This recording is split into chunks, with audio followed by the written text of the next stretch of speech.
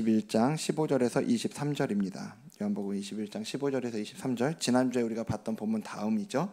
자, 제가 한 절, 여러분들 한 절 교독하도록 하겠습니다. 그들이 조반 먹은 후에 예수께서 시몬 베드로에게 이르시되 요한의 아들 시몬아 내가 이 사람들보다 나를 더 사랑하느냐 하시니 이르되 주님 그러하나이다. 내가 주님을 사랑하는 줄 주님께서 아시나이다. 이르시되 내 어린 양을 먹이라 하시고 또 두 번째 이르시되 요한의 아들 시몬아 내가 나를 사랑하느냐 하시니 이르되 주님 그러하나이다. 내가 주님을 사랑하는 줄 주님께서 아시나이다. 이르시되 내 양을 치라 하시고 세 번째 이르시되 요한의 아들 시몬아 내가 나를 사랑하느냐 하시니 주께서 세 번째 내가 나를 사랑하느냐 하심으로 베드로가 근심하여 이르되 주님 모든 것을 아시오매 내가 주님을 사랑하는 줄을 주님께서 아시나이다. 예수께서 이르시되 내 양을 먹이라. 내가 진실로 진실로 내게 이르노니 내가 젊어서는 스스로 띠띠고 원하는 곳으로 다녔거니와 늙어서는 내 팔을 벌리리니 남이 내게 띠띠우고 원하지 아니하는 곳으로 데려가리라. 이 말씀을 하심은 베드로가 어떠한 죽음으로 하나님께 영광을 돌릴 것을 가르치심이로라. 이 말씀을 하시고 베드로에게 이르시되 나를 따르라 하시니 베드로가 돌이켜 예수께서 사랑하시는 그 제자가 따르는 것을 보니 그는 만찬석에서 예수의 품에 의지하여 주님을 파는 자가 누구오니이까 묻던 자라. 이에 베드로가 그를 보고 예수께 여짜오되 주님 이 사람은 어떻게 되겠사옵나이까. 예수께서 이르시되 내가 올 때까지 그를 머물게 하고자 할지라도 내게 무슨 상관이냐.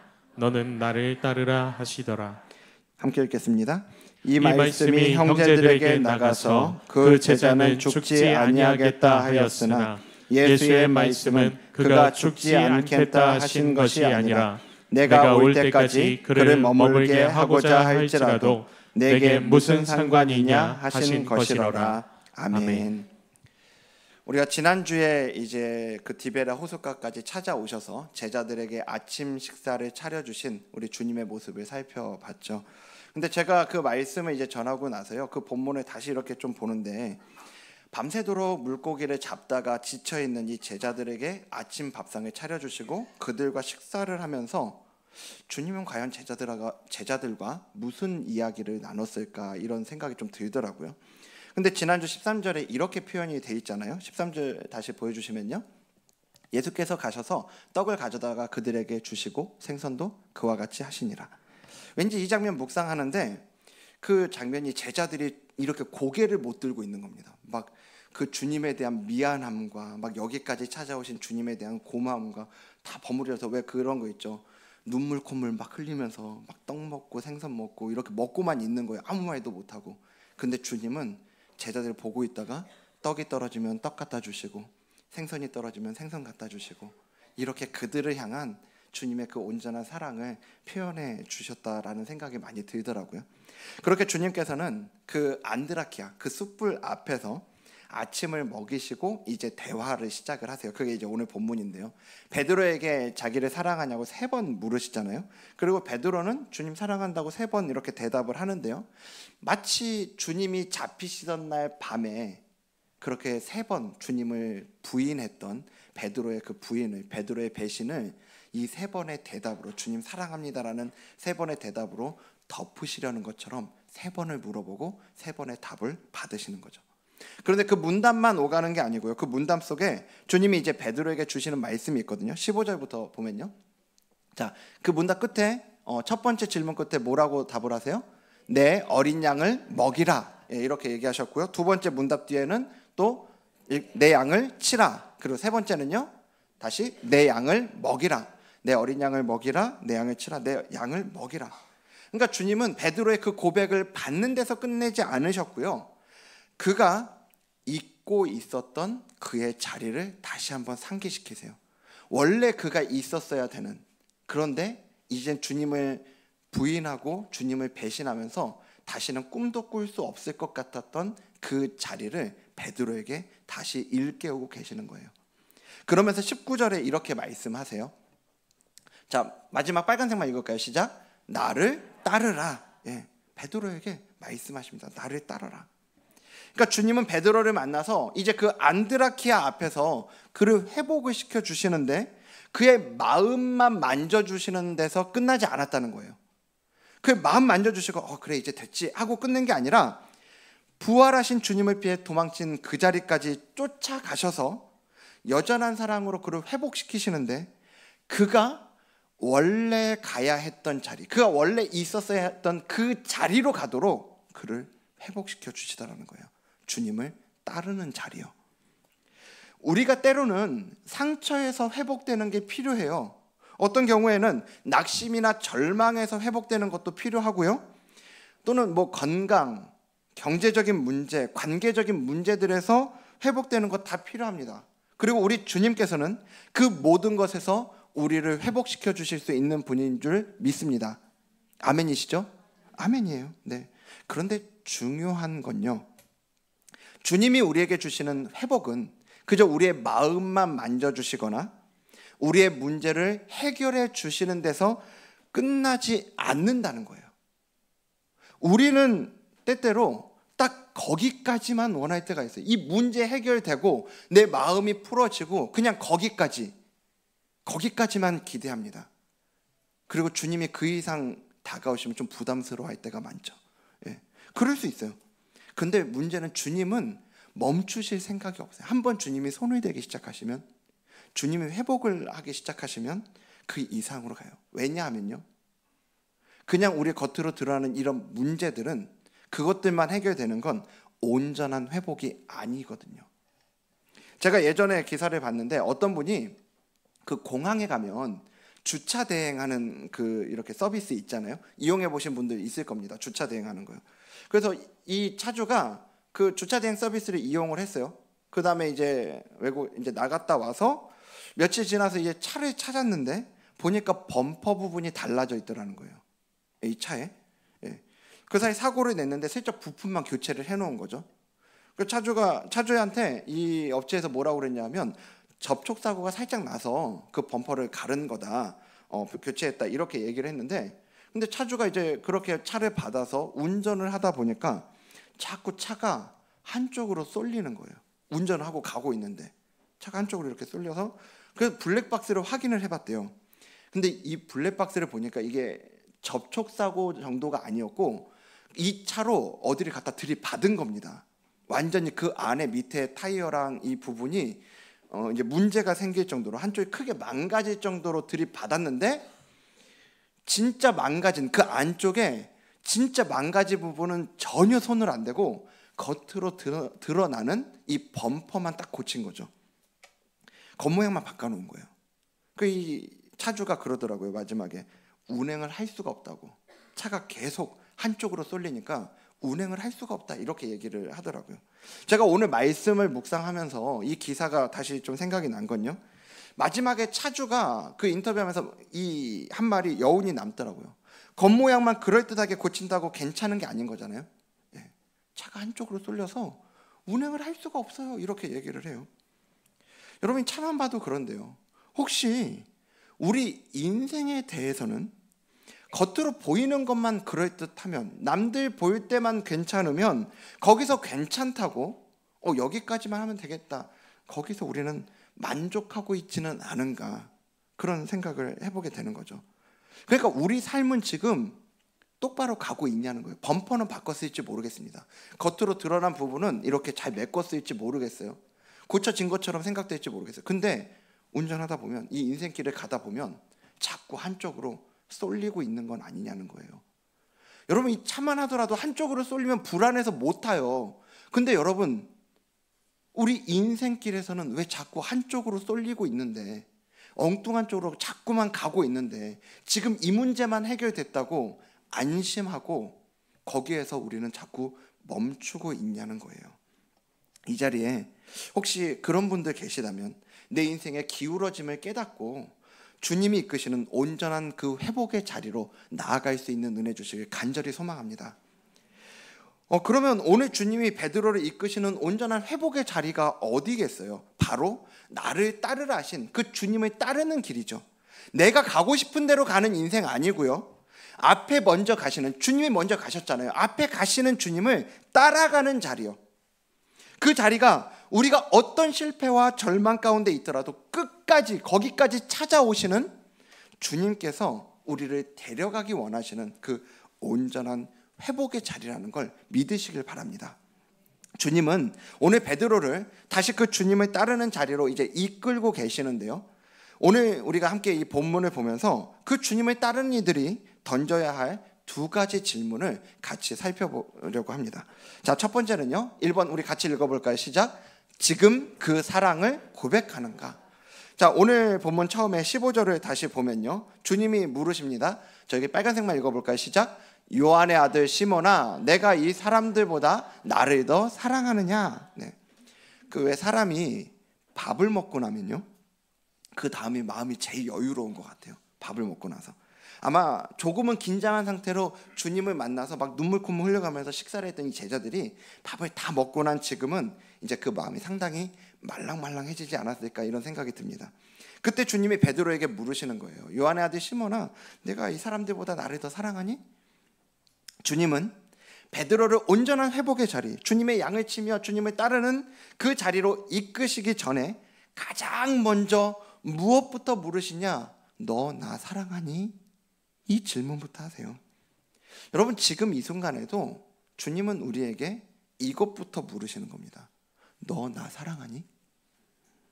우리가요, 가끔 주님을 따른다, 나 이제 주님 따라가야 되겠다, 이런 마음을 먹잖아요. 그러면 우리 마음이 상당히 좀 비장해집니다. 내가 그렇게 설렁설렁 주님 따라가면 안 되지, 비장해져요. 그래서 내가 주를 위해 죽기까지 하겠나이다, 막 그 고백했던 베드로의 고백 같은 마음으로 그런 마음 품고 주님 따라야 될 것 같고요, 그 주님을 위해서 뭔가를 해서 주님께 영광을 돌려야 될 것 같은 마음이 주님을 따르겠다라는 마음을 갖고 있는 이들에게 생기게 마련이에요. 그런데요, 주님은 그 무엇보다 우선해서 우리에게 이걸 물으시는 거예요. 너 나 사랑하니? 너 어디까지 할 수 있니? 너 뭘 할 수 있니? 이거 물으시기 전에 너 나 사랑하니? 이거 물으세요. 여러분, 주님 사랑하십니까? 네. 그렇잖아요. 이렇게 우리가 주님 사랑하십니까 물으면 목소리가 이렇게 줄어들잖아요. 네. 사실 우리가요, 주님을 사랑한다 하면서도요, 주님 사랑하는데, 아니 안 사랑해서 그러신 거 아니죠?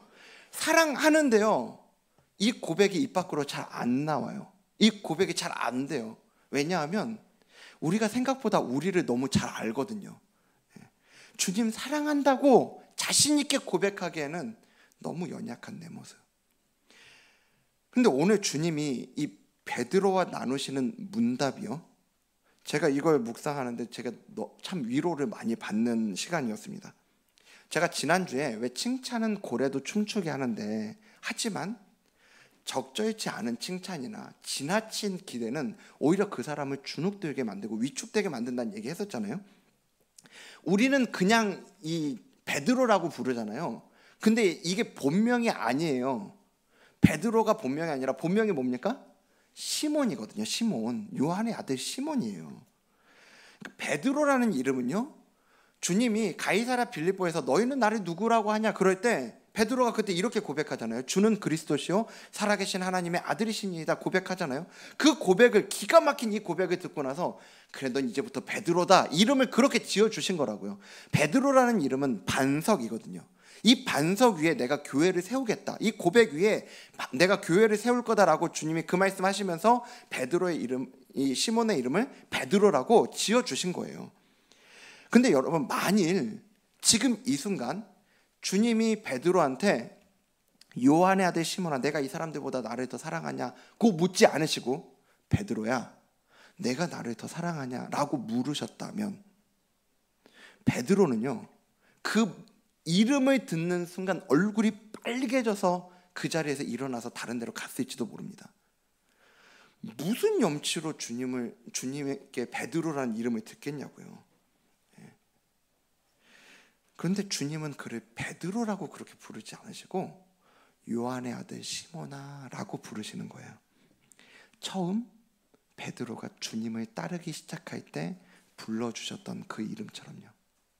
베드로는 지금 요한의 아들 시몬아 라는 이 이름을 딱 들을 때 상상해 봤습니다. 어떤 느낌이었을까? 아마 그가 어떤 모양으로 어떤 모습으로 있든지 간에 그의 처지와 그의 모습과 상관없이 그를 찾아와 주셨던 그 주님과의 첫 만남이 떠오르지 않았을까요?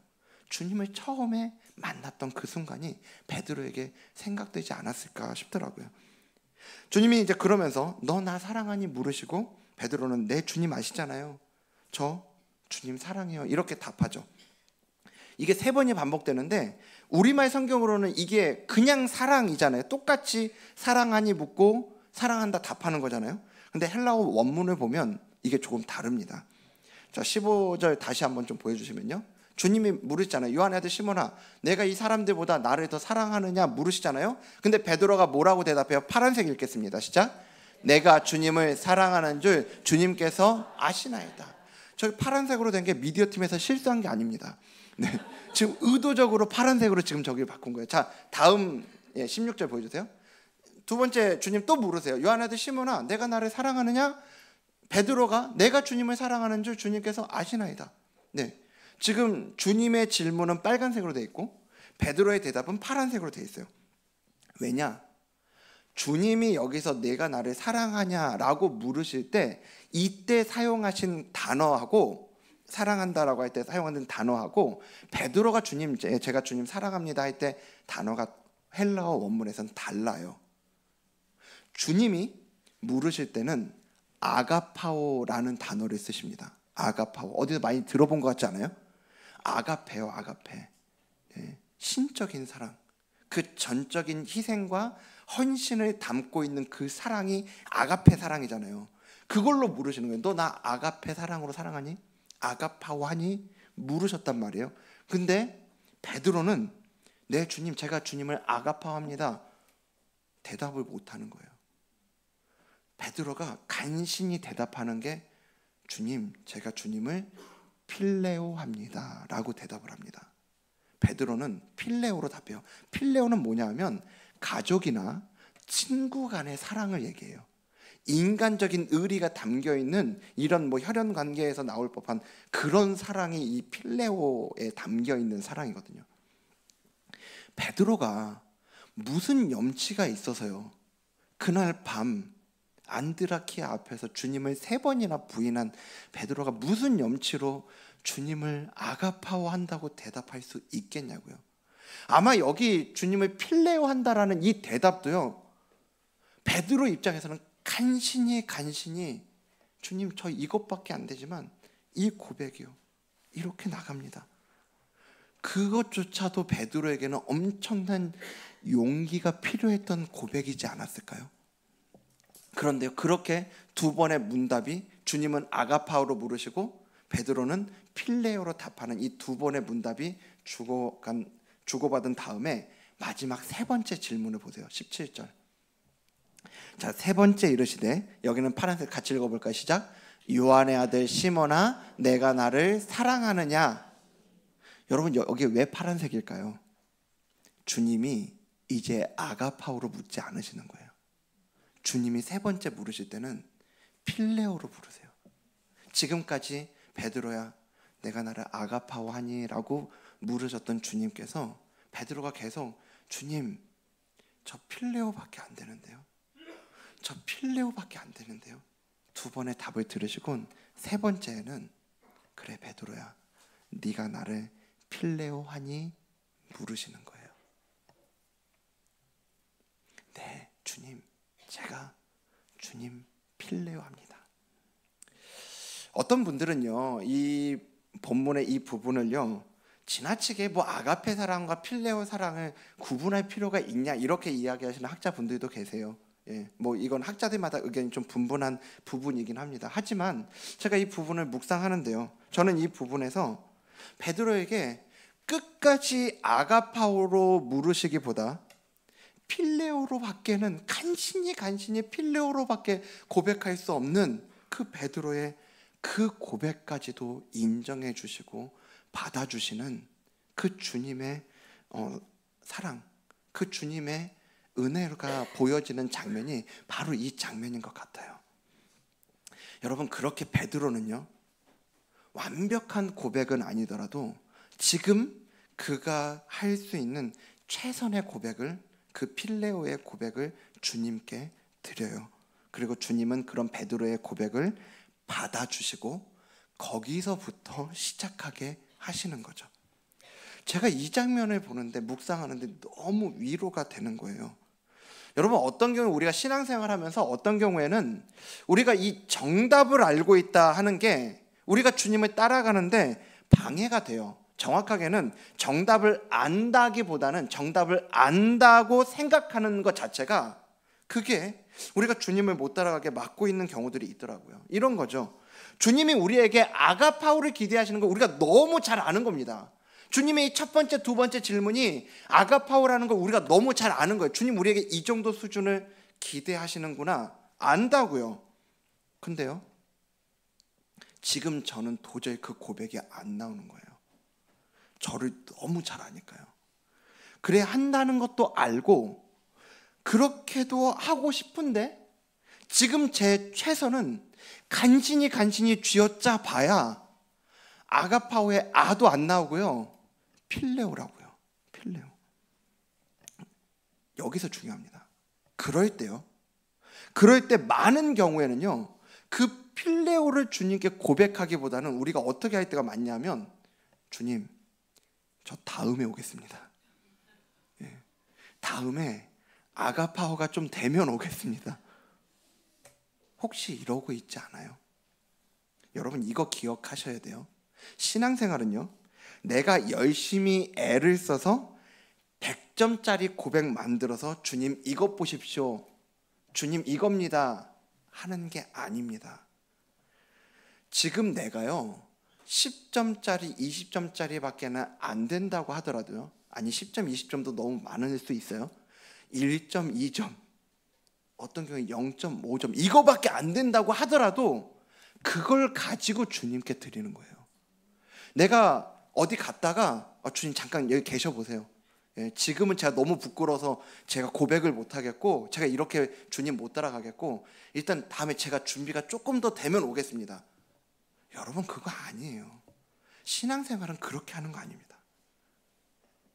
여러분, 우리의 이 고백이 1점, 2점밖에 안 되더라도요, 잘 들으십시오. 그 1점, 2점 되는 고백을 100점 되시는 주님께 드리고 그 주님을 따라가는 게 신앙생활이에요. 다시요, 내 지금의 수준과 지금의 고백은 1점, 2점밖에 안 돼도요, 그거 그대로 가지고 100점 되시는 주님께 그 고백을 드리고 그 100점 되시는 주님을 따라가는 게 신앙생활이라고요. 우리는요, 자꾸 신앙생활을 잘 하려고 해요. 잘 하려고요. 아니에요, 여러분. 주님이 언제 제자들에게 신앙생활 똑바로 하라고 그랬습니까? 잘하라고 그랬습니까? 아니에요. 사랑하라고 하세요. 사랑하라고. 지금도 베드로에게, 여러분 지금 베드로의 수준 생각해 보십시오. 3번이나 주님을 부인한 것으로도 모자라서 부활하신 거 뻔히 알면서도 나는 고기나 잡으러 가겠다 갔다고요. 근데 그 베드로를 찾아오셔서 하시는 말씀이, 너 이제부터는 좀 똑바로 좀 해야 되겠다. 아니에요. 너 나 사랑하니? 너 나 사랑해? 이거 물으시는 거예요. 그래서 오늘 설교 제목이 뭡니까? 내가 나를 사랑하느냐? 이거잖아요. 여러분, 꼭 지금 나의 고백이 100점짜리가 아니어도 됩니다. 지금 내 고백이 뭐 10점, 20점, 1점, 2점 이 정도 여겨져서 이거 가지고 무슨 주님 따르겠다고 하나, 이렇게 생각 들 수 있거든요. 괜찮아요. 중요한 건 지금 100점짜리 고백을 만들어서 드리는 게 중요한 게 아니라 그 10점짜리, 1점짜리, 2점짜리 고백을 100점 되시는 주님께 드리는 게 중요한 거라니까요. 자꾸 사단이 우리를 속이는 게 뭐냐면요, 지금 네가 몇 점짜리냐를 가지고 우리 공격한다고요. 여러분, 그 공격받으면 우리 안 넘어질 사람 누가 있어요? 안 넘어질 사람 누가 있어요? 다 넘어져요. 그때마다 우리가 사단에게 대꾸해야 되는 건, 사단의 공격을 막아야 되는 건 이거예요. 그래, 나는 1점이고 2점이고 0.1점이고 0.5점 될 수 있는데 우리 주님이 100점이야. 내가 따르는 주님이 100점이야. 여러분, 이 고백이 나오지 않으면 우리는 항상 사단의 참소에, 사단의 공격에 넘어지고 쓰러질 수밖에 없다라는 걸 기억하셔야 돼요. 우리의 믿음은 어디 있냐면요, 내가 앞으로 더 나아질 거다가 아니에요. 내가 믿고 따르는 주님이 100점이다가 우리의 믿음인 줄로 믿으시길 바랍니다. 여러분, 이거 붙잡아야 되는 겁니다. 그래서 나는요, 아무리 죽을 때까지 노력해도 100점 안 나올 거예요. 괜찮아요. 주님이 이미 100점이니까. 주님 때문에 우리에게 소망이 있는 거지, 앞으로 내가 50점이 되고 60점이 될 거니까 소망이 있는 게 아니에요. 내가 50점이 되고 60점이 되는 것도 하나님에게는 100점이 아닌 거예요. 받으실 수가 없는 거예요. 흠이 있는 겁니다. 주님이 우리를 받으실 수 있는 유일한 근거는 100점 되신 주님으로 우리를 덮어주셨기 때문임을 믿으셔야 돼요. 그래서 우리는 그 100점 되시는 주님을 따라가는 거라고요. 그래서 우리 각자의 자리에 있는 우리 모두가 지금 내가 몇 점인지가 중요한 게 아니라, 미루지 마십시오. 중요한 건 미루지 마시고 바로 오늘 내 있는 모습 그대로 주님을 향한 그만큼의 사랑을 가지고 주님께 고백하고 주님을 따라감으로 주님이, 그 100점 되신 주님이 우리를 덮어주시는 은혜를 경험하는 저와 여러분 되기를 주님 이름으로 축복합니다. 자, 두 번째, 주님을 따르는 이들이 던져야 할 질문 두 번째는요, 같이 읽을까요? 시작. 신경 끄고 있는가? 신경 끄고 있냐, 이겁니다. 오늘 주님이 나를 따르라 이렇게 하실 때 주님을 따라가던 베드로의 눈에 한 사람이 보입니다. 오늘 본문에는 그를 예수께서 사랑하시는 그 제자라고 얘기해요. 요한복음의 저자인 요한입니다. 그를 보던 베드로는 주님께 묻는데요, 21절 보여주시면요, 이에 베드로가 그를 보고 예수께 여짜오되 뭐라고 묻습니까? 주님, 이 사람은 어떻게 되겠사옵나이까? 라고 물어요. 이런 베드로의 질문에 주님이 답해 주세요. 자, 22절이요. 예수께서 이르시되 뭐라고요? 내가 올 때까지 그를 머물게 하고자 할지라도 내게 무슨 상관이냐? 너는 나를 따르라, 이렇게 얘기합니다. 쉽게 이야기해서 신경 꺼라. 저 사람은 신경 끄고 너는 그냥 나를 따라와라, 이 말씀 하시는 거예요. 그런데 여러분, 지금 주님이 이런 얘기를 처음 하신 게 아니거든요. 이전에도 베드로에게 비유로 말씀하신 적이 있어요. 유명한 포도원 품꾼 비유입니다. 그 포도원 품꾼 비유에 보면 일꾼을 구하기 위해 주인이 이제 이른 아침부터 나가요. 이른 아침부터 나가서 일할 사람을 찾아옵니다. 그래서 아침 일찍 나가서 일할 사람을 하루치 품삯인 한 데나리온을 주겠다 약속하고 데려와요. 근데 한번 데려오고 끝나는 게 아니고요, 이른 아침이니까 아마 오전 6시 해 뜨자마자 이렇게 갔을 것 같아요. 그 다음에 오전 9시에도 또 나가요. 그리고 또 데려옵니다. 정오에도 나갑니다. 또 데려와요. 오후 3시에도 가서 데려와요. 몇 시까지 데려와요? 오후 5시까지. 오후 5시까지 가서 데려와요.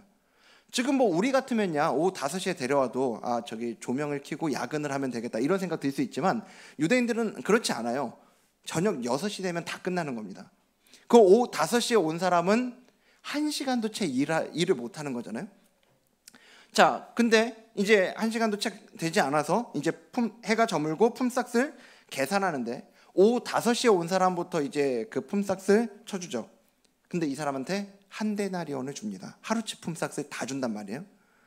그걸 보고 있던 먼저 온 사람들은 마지막에 와서 일도 얼마 안 한 저 사람을 한 데나리온을 주면 하루 종일 고생한 우리는 좀 더 주겠지 하는 기대하는 마음으로 갔는데 이게 웬걸요? 얼마 줘요? 똑같이 한 데나리온을 주는 거예요. 그러니까 주님은 이제 이들의 반응에 대해서 이렇게 표현합니다. 11절 보여주시면요, 받은 후 집주인은 이 사람들이 뭐 했다고요? 원망했다고요. 아니, 어떻게 아침부터 와가지고 이 떼역볕에 생고생한 우리를 저 마지막에 와가지고 일도 얼마 안 한 저 사람하고 똑같이 취급하냐, 이겁니다. 열이 받겠어요, 안 받겠어요? 이들 입장에서 생각하면 너무나 타당한 얘기 아닙니까? 근데 주인이 원래 그들에게 약속한 게 얼마예요? 한 데나리온이에요. 그래서 주인이 그들에게 이렇게 말합니다. 14절. 자, 빨간색 읽겠습니다. 내 것이나 가지고 가라. 신경 꺼. 내가 저 사람들한테 얼마 주든지 신경 꺼. 나는 너하고 한 데나리온을 약속했잖아. 그리고 한 데나리온 준 거잖아. 주인이 잘못했습니까? 잘못하지 않았습니까? 주인은 잘못한 게 없어요. 근데 여기서 우리가 생각해 봐야 될 게 있는데 뭐냐면요, 주인이 그냥 잘못하지 않은 게 아니에요. 셈을 잘못하지 않은 수준이 아니에요. 지금 이 사람들은 자기들이 아침 일찍부터 와가지고 그 떼약볕에 고생한 게 굉장히 억울한 것처럼 지금 얘기를 하고 있는데요. 자, 주인이 이른 아침부터 나가서 이들을 데리고 왔다. 이 이야기는 이들이 정규직이 아니란 말입니다. 원래 이 포도원에서 일하는 게 당연한 게 아니라는 얘기예요. 이들은 하루를 벌어서 하루를 먹고 살아야 되는 일용직들이었다는 얘기예요. 그들 입장에서 생각하면 그들이 아침 일찍 그렇게 부름을 그러니까 일하러 나갈 수 있었던 건 이들에게는 은혜인 거죠. 자, 그걸 조금 더 잘 보여주는 장면이 있어요. 저녁 5시에 온 이들 있잖아요. 이들을 만났을 때 주인이 그들에게 묻는 질문이 있습니다. 왜 너희는 일도 안 하고 하루 종일 여기서 놀고 있냐? 이렇게 물어봐요. 그러니까 이들이 대답을 합니다. 벌써 나왔나요? 네. 자, 7절 보면 이들이 이렇게 대답하죠. 읽겠습니다. 시작. 우리를 품꾼으로 쓰는 이가 없음이니이다. 이들이 놀고 싶어서 그냥 거기서 놀고 있던 게 아니에요. 그냥 쉬고 있던 게 아니라고요. 이들은 너무너무 일을 하고 싶었어요. 왜요? 오늘 하루 공치면 우리 가족이 하루를 굶어야 된다고요. 이들 입장에서 생각하면 일을 못하고, 이들도 틀림없이 아침 일찍부터 새벽 6시에 부름 받았던 그 사람들과 똑같이 거기 나와 있었을 거라고요. 이 11시간을 거기서 아무도 써주는 사람도 없이 거기서 발만 동동 구르고 있었던 이들의 마음은 얼마나 조마조마했을까요? 제가 가장이 돼 보니까 이들의 마음이 얼마나 힘들었을지가 제가 알겠더라고요. 여러분, 이들은 절대로 마음 편하게 놀고 있었던 게 아니에요. 오히려 아침 일찍부터 왔던 그들이 오늘도 우리는 일할 수 있고, 오늘도 내가 일할 수 있구나, 우리 가족 굶지 않을 수 있겠구나, 이 감사한 마음으로 그걸 은혜로 여기면서 일을 하고 있지 않았겠냐고요. 근데 그렇게 시작했던 그 일이, 그 감사가 순식간에 사라져요. 언제요? 나중에 온 오후 5시에 온 그 품꾼하고 비교하기 시작했을 때, 당연히 내가 받을 몫을 받았음에도 불구하고 그 품꾼과 비교할 때 그 감사는 온데간데 없이 사라집니다. 비교하는 순간 은혜가 더 이상 은혜가 되지 않더라는 말이에요. 그래서 C.S. 루이스라는 그 유명한 기독교 변증가는 이렇게 말합니다. 모든 비교는 악마적이다. 악마적인 비교가 있는 게 아니고요, 모든 비교는 전부 악마적이라는 거예요. 비교하는 순간 은혜가 사라지거든요. 비교하는 순간 감사가 사라져요. 여러분, 그래서 우리가 주님을 따라가는 길에 반드시 점검하면서 던져야 되는 질문이 이거예요. 신경 끄고 있는가? 이게 다른 사람을 무시하라든가 아니면 다른 사람에게 무관심하라는 얘기가 아닌 건 아시겠죠? 그 얘기가 아니고요, 비교하지 말라는 얘기예요. 비교하지 말라. 근데 우리 본성은 자꾸만 아주 자연스럽게 옆에 있는 사람과 비교를 자꾸 하거든요. 저도 그래요. 제 안에서 불쑥불쑥 다른 목사님들과 저를 이렇게 비교하게 되는 일들이 있습니다. 특히나 우리 교회가 혼자 분리개척한 교회가 아니잖아요. 비교 대상이 28개가 있습니다. 다른 28개 교회가 왜 안 보이겠냐고요. 제가 안 보인다고 그러면 그건 새빨간 거짓말이죠. 목사님들과 정말 제가 그 28개 교회 목사님들 너무 좋아합니다. 너무 존경하고 좋아요. 진심으로. 그래서 수시로 이렇게 틈나면 연락도 드리고 또 교제하고 이렇게 하거든요. 이번 주에도 몇몇 목사님들과 교제하면서 굉장히 유익한 시간을 얻었었거든요. 그런데 그분들과 그렇게 교제하고 또 그분들 설교를 듣고 하다 보면 제 마음이 작아지는 겁니다. 저 목사님 왜 저렇게 설교를 잘하는 건가? 저분 왜 저렇게 사역도 잘하시고 왜 저 목사님 저렇게 훌륭하지? 너무 좋아요. 그 훌륭한 목사님들과 있는 게 너무 좋은데 같이 이렇게 분리개척으로 나올 수 있다는 거 저한테 너무 감사한 일이거든요. 감사하면서도 제 마음이 위축되고 작아질 때가 있더라는 거예요. 여러분, 그런데요, 그럴 때면 상징적으로 저에게 자꾸 선포하는 게 있는 거죠. 신경 꺼라. 신경 꺼라. 정말요. 아니 주님 앞에서 우리 각자 맡겨진 길을 가고 있는 거 아니냐고요. 각자 그 교회마다 맡겨진 길을 가고 있는 겁니다. 근데 제가 비교만 하고 있으면요, 그거 보고 왜 난 저만큼 못할까, 왜 나한테는 저거 없을까, 이런 생각만 하고 있으면요, 그렇게 다른 사람 가고 있는, 열심히 그분들은 주님 따라가고 있는 거 아니냐고요. 제가 그분들 주님 따라가고 있는 것만 보고만 있으면 제가 따라가야 되는 그 길은 언제 가겠냐고요. 그래서 여러분, 우리가 주님을 따라갈 때 이 사랑을 고백해야 되는 게 첫 번째지만, 그만큼이나마 중요한 것, 우리의 발목을 잡을 수 있는 이 비교를 멈추려면 우리에게 자꾸 선포해야 돼요. 신경 꺼라, 신경 꺼. 이걸 해줘야 된다고요. 여러분, 지금 포도원 품꾼 비유 말씀드렸잖아요. 여러분, 그 비유를 지금 들으시면서 혹시 여러분 스스로를 몇 시에 온 일꾼처럼 생각하셨어요? 우리 한국 사람들이 참 이게 좋은 게, 차마 새벽 6시에 온 일꾼으로 생각하는 분 거의 없더라고요. 근데 그래도 나는 정오나 오후 3시쯤은 되겠지, 이런 생각으로 우리가 이 본문을 볼 때가 있습니다. 저도 예전에 이 본문을 보면서 먼저 온 사람들은 좀 억울했겠다, 이런 생각 갖고 본 적이 있거든요. 그런데 어느 날 제가 그 본문을 이렇게 묵상하다가 주님이 제 마음에 이런 마음을 주시는 거예요. 내가 오후 5시에 온 품꾼이구나. 내가 저 사람이구나. 여러분, 저녁 5시에, 이 오후 5시에 온 품꾼은 비교 대상이 있을까요? 없을까요? 그가 받은 한 데나리온, 그가 받은 은혜는 정말 그걸 그 자리에 있다는 것 자체가 은혜 아닙니까? 여러분, 우리가 그렇다라는 걸 기억해요. 이게 오늘 우리가 받은 은혜라고요. 저한테 주님을 따를 자격이 어디 있냐고요. 감히 100점짜리 되시는 그 주님을 엿보기라도 할 자격이 저한테 어디 있냐는 말이에요. 이번 주에 우리가 암송할 말씀이 로마서 3장 23절이거든요. 한번 보여주시면요. 네, 미리 예습입니다. 모든 사람이 죄를 범하였음에 하나님의 영광에 이르지 못하더니. 모든 사람이 죄를 범하였으면, 여러분, 우리가 이 죄인이란 얘기를 하잖아요. 죄 있다는 얘기는 우리가 얼마나 뭐를 잘못했냐를 이야기하기 이전에 우리가 주님 앞에 감히 나아갈 수 없는 존재라는 걸, 그걸 우리에게 알려주는 표현이 죄인이라는 거라고요.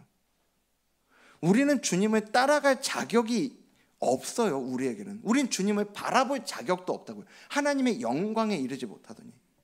그 100점짜리 되시는 영광스러운 주님이 제 옆에 계시다는 건 꿈도 꿀 수 없는 이야기였다고요. 그런데 그런 우리를 주님은 불러주셨어요. 그런 우리로 주님을 따라올 수 있게 하셨어요. 그 100점짜리 되시는 주님을 의지할 수 있게 하셨다고요. 여러분, 이것보다 더 큰 은혜가 어디 있습니까? 자꾸 나한테 몇 점 있는지 보지 마십시오. 자꾸 나한테 내가 오후 3시에 왔는지 정오에 왔는지 이걸 따지지 마십시오. 우리 모두 오후 5시에 온 품꾼이라는 걸 기억해야 합니다. 오늘 우리가 그 주님 따라갈 수 있는 것 자체가 우리에게 은혜임을 기억하고 우리에게 자꾸 얘기해 주셔야 돼요. 신경 꺼라, 신경 꺼라. 다른 사람들이 은혜를 얼마나 받았는지, 다른 사람들이 얼마나 복을 받고 있는지 신경 꺼라. 그거 비교하지 마라. 오늘 내게 주신 복을 헤아리고 내게 주신 복에, 내게 주신 은혜에 집중하고 그렇게 주님을 따라갈 수 있는 저와 여러분 되기를 주님 이름으로 축복합니다. 말씀 마치겠습니다. 오늘 주님은요, 베드로를 온전히 회복시키세요. 그냥 그 마음을 만져주시는데 끝나는 거 아니고요, 주님을 따르는, 원래 그가 있었어야 되는 그 자리로 돌아오게 하세요. 오늘 이 자리에 있는 저와 여러분 역시 그 자리로 주님께서 회복시켜 주시는 그 온전한 회복의 자리로 나아가는 은혜 주시길 간절히 소망합니다. 우리 주님은 베드로에게 분명히 첫 번째 질문, 두 번째 질문에서 아가파오로 질문하셨어요. 베드로에게 아가파오를 기대하셨다라는 얘기죠. 하지만 중요한 건요, 그것을 기준 삼지는 않으시더라는 거예요. 만약 그게 주님의 기준이 되었다라면요, 베드로가 주님을 따라갈 수 있습니까? 아가파오로 끝까지 물으셨다면 아가파오를 끝까지 물으시고 그걸 기준 삼아서 베드로를 판단하셨다면 베드로가 주님을 따를 수 있어요? 없어요. 여러분, 우리가 이거를 기억해야 돼요. 주님은 우리에게 기대하시는 게 있어요. 하지만 그것을 기준 삼으시지는 않더라는 거예요. 주님은 우리를 지금 이 모습 그대로 받아주시는 거예요. 여러분, 저는 이게 우리 교회 안에서 정말 많이 고백되기를 소망합니다. 우리 교회 모든 성도들 한 분 한 분이 우리 교회에서 신앙생활하면서 정말 주님이 우리에 대한 그 기대를 받지만 하지만 그것을 기준 삼지 않으시는, 있는 그대로 받아주시고 따를 수 있도록 하시는, 그래서 100점 되시는 주님으로 덮어주시는 그 은혜가 많이 경험되는 우리 수지 함께하는 교회 되길 간절히 소망합니다. 이제 우리 1학기 시작합니다. 다락방 시작하는데요, 이 다락방에서도 마찬가지예요. 우리 다락방 먼저 순장님부터 시작해서 우리 순원들 한 분 한 분까지 저는 그 각자의 사랑, 아가파오는 차마 못하더라도 그 각자의 필레오를 고백하는데 누구도 부끄러운 일이 없었으면 좋겠습니다. 각자 그냥 나 이것밖에 안 된다고 이 필레오를 고백하지만 그 자리가, 그 고백이 주님을 따르는 자의 고백이라면 누구도 부끄럽지 않아야 되는 게 교회 아닙니까? 누구나 당당하게 저 필레오밖에 안 돼요 하지만 주님이 100점이시니까 아가파오를 우리에게 베풀어 주시는 그 주님 때문에 우리 누구나 당당할 수 있어야 되는 거 아니냐고요. 여러분, 우리 다락방에서 1학기에 좀 그 은혜와 그 고백들이 많이 경험되고 많이 그렇게 고백될 수 있는 그런 우리 다락방 되었으면 좋겠어요. 그래서 우리 다락방 안에서요 정말 그 은혜를 경험했으면 좋겠고, 여러분 다락방에서뿐만 아니고요 우리 각자가 있는 그 모든 자리에서요, 오늘 우리가 받은 은혜가 그거잖아요. 기대하시지만 기준 삼지 않으시는 은혜. 우리 가정에서도요, 다락방만 1학기 시작합니까? 우리 학교도 이제 개학을 하더라고요. 우리 아이들이 학교에 갑니다. 우리 둘째는 날마다 노래를 부릅니다. 학교 가기 싫어, 학교 가기 싫어. 예, 노래를 불러요. 예. 여러분, 왜냐하면요 아이들은 학교에 가면 그 순간부터 평가 대상으로 전락이 되거든요. 여러분, 우리 아이들 볼 때 우리가 좀 그렇게 대해주면 안 될까요? 내가 받은 그 은혜처럼 우리 아이들에게 우리 왜 기대 안 합니까? 기대하죠. 하지만 우리의 기대가 우리 아이들에게 기준이 되지 않았으면 좋겠어요. 예. 내가 있는 그 어떤 곳에서도 우리가 갖고 있는 누군가에 대한 기대가 기준이 되는 것이 아니라 그 기대는 기대대로, 하지만 있는 모습 그대로 우리가 또 그를 품어주고 그를 위해 기도해주고 그를 사랑해줄 수 있는 저와 여러분 되기를 주님 이름으로 축복합니다. 네, 오늘 말씀을 우리가 좀 기억하면서요, 우리 주님 앞에 이 찬양으로 좀 고백하며 나아가기 원하는데요, 오래된 찬양입니다. 많이 불렀던 찬양이고요, 나 무엇과도 주님을 바꾸지 않으리라는 이 찬양인데요, 여러분 이 찬양의 가사가 어쩌면 지금 우리에게 너무 무거울 수 있습니다. 지금 내 모습이 그렇지 않기 때문에 무거운 고백일 수 있지만 여러분, 하지만 우리 안에 그러고 싶은 마음을 담아서 우리가 그렇게 고백했으면 좋겠고요, 그 마음조차도 없는 분들은 주님 저한테도 그러고 싶은 마음을 허락해 주십시오 라는 그런 마음으로 함께 우리 찬양하며 나아가도록 하겠습니다. 나 무엇과도 주님을 바꾸지 않으리. 다른 어떤 은혜 구하지 않으리. 다른 어떤 은혜 구하지 않으리. 오직 주님만이 내 삶의 도움이시니 주의 얼굴 보기 원합니다. 우리 다시 한번 고백합니다. 나 무엇과도 주님을 바꾸지 않으리. 다른 어떤 은혜 구하지 않으리. 오직 주님만이 내 삶의 도움이시니 주의 얼굴 보기 원합니다. 주님 사랑합니다. 주님 사랑해요. 온 마음과 정성 다해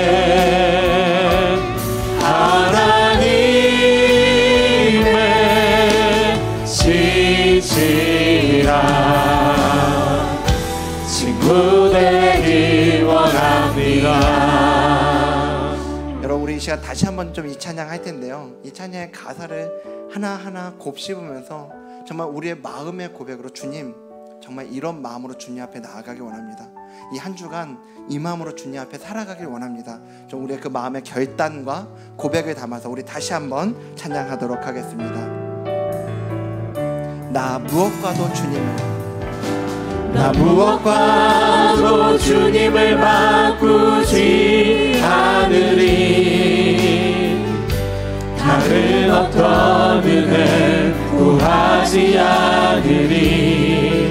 오직 주님만이 내 삶의 도움이시니 주의 얼굴 보기 원합니다. 주님 사랑합니다. 주님 사랑해요.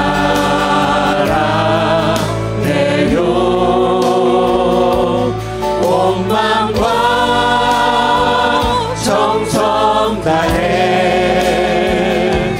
하나님의 신실한 친구 되길. 우리 다시 한번 고백합니다. 주님 사랑해요. 주님 사랑. 저는 나의 온 마음과 정성을 다해 주님께 고백하기 원합니다. 온 마음과 정성 다해 하나님의